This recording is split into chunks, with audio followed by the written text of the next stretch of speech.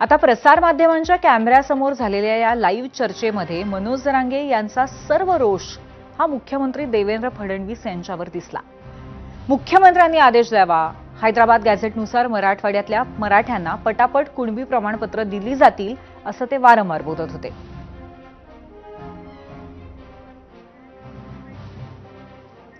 नाही देत प्रमाणपत्र, तुम्ही म्हणतात अधिकाऱ्याला सांगितलं नाही, सरकारने सांगितलं कचाकच नाव सांगू नाव, तुम्ही करता सस्पेंड त्याला नाव सांगवतो वरून डायरेक्ट सीएम ऑफिसून फोन आला, सध्या थोडं थांब, सध्या थांब म्हणलं, ते बिचारायला नोकरी करायची गेलं थांबून। अर्ज दाखवायचे का? तुमचं म्हणणं अर्ज नाही, मी तुम्हाला एकट्या म्हणतात मारण्याचा अर्ज दाखवतो। फोन करते आता आपण मी ऑफिस म्हणतोय, ऑफिसात एवढा दम नाही फडणवीस साहेबाच्या। कोणीतरी त्याच्या नावाखाली फोन केला, विखे पाटील साहेब, अहो त्याचा झोका नदीत बांधीचे नाही, इथं तिथं नाही, सुळ्या बाबळीचे काटेचे फडणवीस साहेब म्हणी एकदा कुरूप झालं की नीटच नाही होते, कसला काटा काढणार ना तुम्ही, नाच काढणार नाही तर कुणी आणा, खूप सतत नाही तो काटा डबल। मी खोटं बोलत नाही, मी सत्यता सांगतोय तुम्हाला, तळतळीने सांगतोय, ऐका तुम्ही।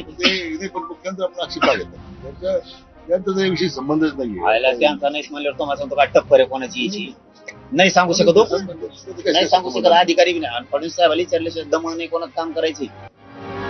तर अशी ज्वलंत चर्चा प्रसार माध्यमांच्या कॅमेऱ्यासमोर रंगलेली होती आणि या चर्चेनंतर राधाकृष्ण विखे पाटील, प्रसाद लाड आणि मनोज जरांगे यांच्यामध्ये बंद दाराआड चर्चा सुरू झाली। आणि मग या बैठकीनंतर मनोज जरांगे यांनी पत्रकार परिषद घेतली, त्यामध्ये त्यांनी उपोषणावरती ठाम असल्याचं स्पष्ट केलंय। पाहुयात या संदर्भामध्ये सगळेच जे या बैठकीमध्ये सहभागी होते ते मान्यवर काय म्हणाले।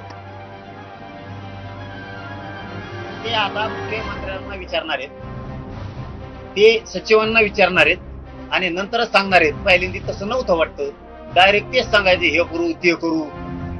मुख्यमंत्र्यांना विचारल्याशिवाय ते सांगतील काय, उद्या सकाळी सांगतील का? विश्वास ठेवायचा ना आपण। आम्ही ते आज रात्रभर त्यांनी चर्चा करावं, विखे पाटील साहेबांनी, लाड साहेबांनी, रात्रभर। उद्या त्याला काय आंदोलन सुरू झालं म्हणजे काय बॉम्ब टाकाटाकी थोडी सुरू झाली, उद्या दिवसभर येतील ते आंदोलन, उन्हात होणार आणि कठोर आमरण उपोषणच होणार।